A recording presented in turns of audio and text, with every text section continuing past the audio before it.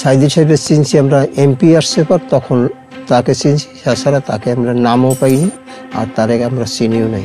তোমাদের খাওয়া খাইয়ে আমি আসি নাই, আমি যারে দেখি নাই, আমি শুনি নাই, আমি হেরে বলার মতন আমার কোনো শক্তি নেই। কারণ আমরা যা বলবো এইটাই বলবা সাইদি সাহেব মাসে আমি মিথ্যা তো বলতে, এইরকম করি আমাকে কয়েকবার আমারে মারধর করছে। আমি জ্বালা সহ্য না করিয়া আমি ওইখান দিয়ে আমি উঠে আসছি। 1971 মুক্তিযুদ্ধে পিরোজপুরের সুখরঞ্জন বালির ভাই বিশাব আলী পাকিস্তান হানাদার বাহিনীর হাতে নির্মমভাবে নিহত হন। হত্যাকাণ্ডের ঘটনায় আন্তর্জাতিক অপরাধ ট্রাইব্যুনালে মামলায় অভিযুক্ত করা হয় মাওলানা দেলাওয়ার হোসেন সাইদিকে। মামলায় সাক্ষী হিসেবে সুখরঞ্জন বালির কাছ থেকে আশা করা হয়েছিল তিনি যেন নিজের ভাইয়ের হত্যাকাণ্ডের মামলায় দেলাওয়ার হোসেন সাইদির বিরুদ্ধে আদালতে সাক্ষ্য দেন।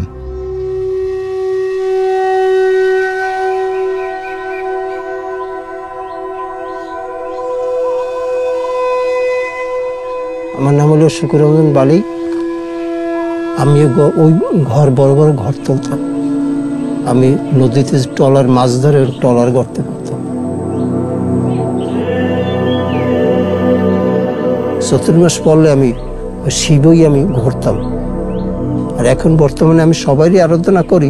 আমি বেশিরভাগ যে বাবা লোকনাথ আছে ভিতরে, তারই আমি হৃদয়ের ভিতরে সবসময়ের জন্য জপনা, আমি তার অনুসারে আছি।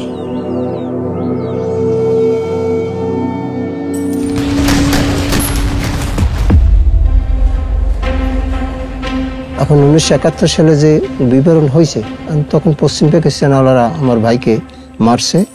সাইদি সাহেবের চিনছি আমরা, এমপি আসছে পর তখন তাকে চিনছি, তাছাড়া তাকে আমরা নামও পাইনি আর তারে আমরা চিনিও নাই। এই তার নামে মিথ্যা মামলা বাজে লোকে সে সাজাইয়া দেশে। রাজলক্ষ্মীতে যখন আমি সাক্ষী দিয়ে গেছি তখন আমাকে নিয়ে গেছে ট্রাইব্যুনাল অফিসার, আমার সামনে বসে আমার কাছে জিজ্ঞাসাবাদ করতেছে, তুমি কি জানো সাইদি সাহেবের বিষয়ে?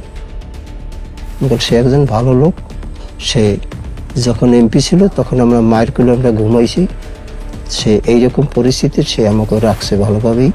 আমি তার নামে আমি মিথ্যাটা বলতে হবে, এই কথা বলতেছি। এর মধ্যে পিছনে আপনার যারা এই নাটক তৈরি করছে, হেইরা আমার এখন বসে রাজলক্ষ্মীতে বসে আমাকে মারধর করছে। আমি বলছি না, তোমাদের খাওয়া খাইয়ে আমি আসি নাই, আমি যারে দেখি নাই, আমি শুনি নাই, আমি হেরে বলার মতন আমার কোনো শক্তি নেই। কারণ আমরা যা বলবো এইটাই বলবা সাইদি সাহেব মাসে আমি মিথ্যা তো বলতে, এইরকম করি আমাকে কয়েকবার আমারে মারধর করছে। আমি জ্বালা সহ্য না করিয়া আমি ওইখান দিয়ে আমি উঠে আসছি। বাড়িতে চলে গেছে, তো রাত্রে আমাকে অনেক টাকা নিয়ে আসছে লোকজনে। আমি টাকার ভুক্তভোগী না বলে টাকাগুলো নেই, পরে যা গাড়ি দেবো বাড়ি দেবো অনেক কিছু আমার লোভ দেখাইছে। আমি কোনো লোভে পরিবর্তন হই নাই। আমি ক্ষুদিরামের মতন আমি মরে যাবো, আমি মিথ্যা কথা আমি বলতে পারবো না, আমারও তো মরতে হবে।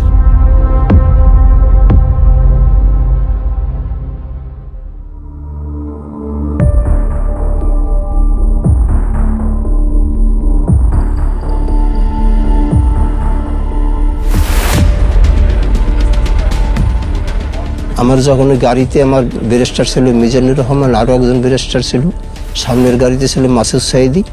এই তখন মানে আমার গাড়ি যাওয়া দেখিয়া মানে গেটের দরজা আটকাই ফেলাইছে। আমি এর ভিতরে আমার ব্যারিস্টার ছিল, সে বলছে গাড়ি যাবে না কেন? যাবে না, দরকার আছে, এই কথা বলছে। শেষ মেহিনে আমার এক ব্যারিস্টারের লাম গিয়া তর্ক বিতর্ক করতেছে, দুই ব্যারিস্টারের মাঝে ছিল, আমাকে তখন লামাইছে, ঘাট ধরিয়ে লামাইয়া আমাকে চর মারছে। চর মারার পরে এই তো এই জিনিস যদি আটকাই রাখতে পারি তাহলে আমাদের সব কিছু আমাদের ফয়সাল হবে। তখন এই কইয়া আমাকে ঘাট টানতে আমাকে নিয়ে গেছে পিছনের। প্রকাশ্য দিবালোকে সকাল 10:15টার সময় ট্রাইব্যুনালের গেট থেকে লয়ারের গাড়ি থেকে সাক্ষীকে নিয়ে বেমালুম অস্বীকার করা হবে।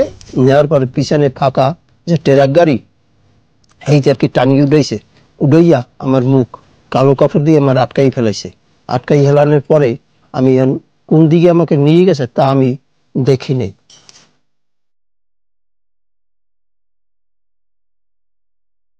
এরপর গাড়ি থামছে, থামার পরে গাড়িতে লামাইছে, লামাইয়া চোখে মানে বান্ধ অবস্থায় ঘরের ভিতরে ঢুকাইছে। এরপর কিছু সময় পরে একটা আলো আসছে, এই আলো ওই ধরাই থুইয়া তারা মানে যার যে চলিয়ে গেছে, কোথায় গেছে তা আমি বলতে পারি না। আমাকে 10 মিনিট 15 মিনিট এরকম আমাকে কারেন্ট শর্ট দিত, আর সামনে টাকা দিত, কারণ এই টাকাগুলো নে শুধু হুজুরের নাম বলি। কিন্তু না, আমার পক্ষে বলা সম্ভব না, যারে দেখি নাই আমার পক্ষে বলা সম্ভব না। আমি কেউ আমার বাপ ভাই না, আমি মিথ্যাটা কেন বলবো? তোমরা যা দিতেছো সব অবৈধ টাকা, আমিও চাই না।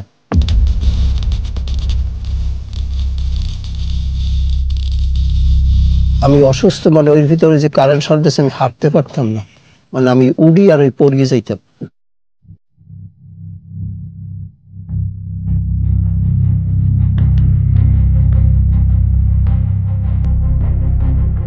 সাতাশ তারিখ ওই ভিতরে বাইর করে গিয়া বলছি কি, তুই যে দেশে তোর বাড়ি সেই দেশে দিয়াম, এই আমার লালস দিয়ে ওইখান দিয়ে এবার আমাকে চক্ষু বান গিয়া আমাকে বাইর করছে। ফলে তোরে তাহলে কোন জায়গায় দিলে তুই যাইতে পারবি? আমাকে বলছে তাহলে যদি আপনারা যাবেন কোন পথ নিয়ে গাড়ি, যদি বাগেরহাট হয়ে যদি যান তাহলে আমাকে ওই বাগেরহাটের যে কোনো সীমান্ত দিলে আমি ওইখান থেকে বাড়ি আসতে পারবো। এই কথা কই আমাকে গাড়িতে উঠাইছে, কিভাবে চক্ষু বানিয়ে উঠাইছে। গাড়ি থামানোর পরে আমাকে কইতেছে করে লাম গাড়ির দা, মুখ খুলিয়ে দিয়েছে, মুখ খুলিয়ে দিয়েছে। আর গাড়ির পাশেই মানে আমার সমস্ত দিনে আমি পেশাব করি, মানে পেশাবে আমার পেট আমার ফুলিয়ে গেছে, তখন এই গাড়ির পাশেই আমি পেশাব করছি। পাশে বইসকেই দেখি যে মানে বাগানের ভিতরে একটু পথ, এই পথের ওখান দিয়া মানে ওই পাশে দেখা যাইতেছে বিসি বসা।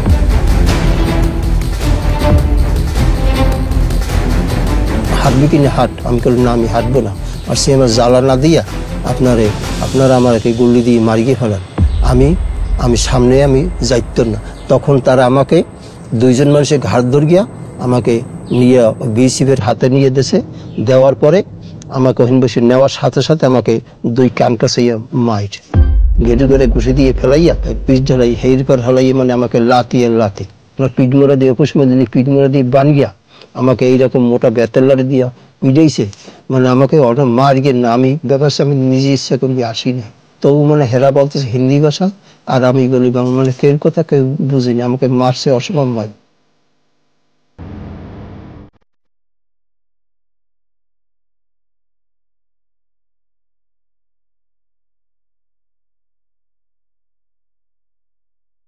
সাতাশ তারিখে এই ঘটনা। ওইখান দিয়ে আপনার নিয়ে সরুনগর থানায় ওইখানে রাত্রে আমাকে রাখছে। ওর গোটাটার সময় আমাকে নিয়ে আসছে ওই মেডিকেল দিয়ে নিয়ে আসছে বসিরহাট কোর্ট বা জেল, ওইখানে আমাকে রাখছে 22 দিন।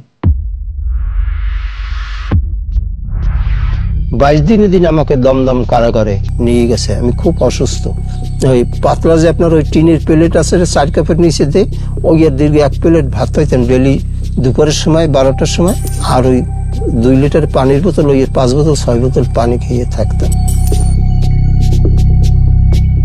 আপনার দূর সম্পর্কে আমার ভাগ্নে পাইছে ওই দমদম কারাগারে, তার কাছে আমি আমার বিবরণগুলো বলছি। সে আমার বাংলাদেশে আসছে, আসার পর আমার বাড়ি স্ত্রীর কাছে বলছে, তারাই আর কি আপনার গেছে।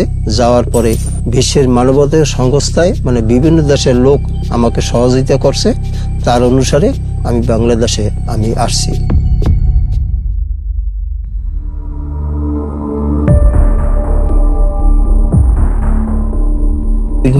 বাঁধছে সিকেল দিয়া, ওই সিকেলের মাংস সব কাঁচাই গেছে এই অবস্থা। আর এই জয়েন্ট ধরেন ইংরেজ মুখ করতে মাসে একটা ইংরেজের দাম আছে 1200 টাকা, নাইলে হাত দিয়ে আমি ভাত খাইতে পারলাম।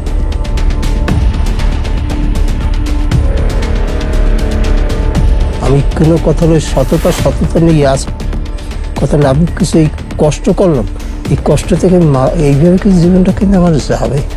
আজ কত বছর চিন্তা করি, 14-15 বছর আমি কিন্তু এই দুরবস্থায় আছি।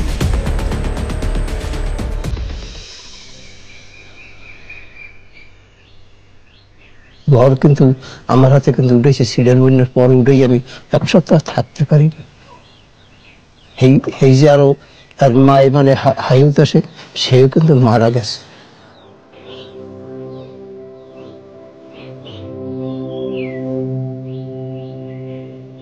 আমার জন্য শোবে, তারপর শেষ।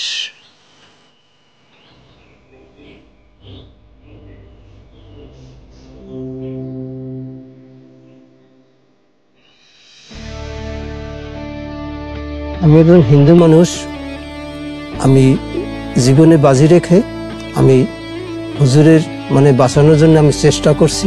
আমি অনেক নির্যাতন আমি খাইয়েও আমি দাঁড়াই আছি।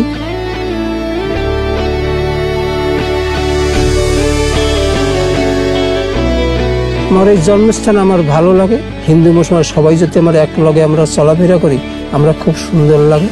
এই দিয়ে মানে কোনো যেন বিশৃঙ্খলা না হয়, আমি যাতে শান্তভাবে থাকতে পারি, এই সবাইকে আমার এই আকুল আবেদন।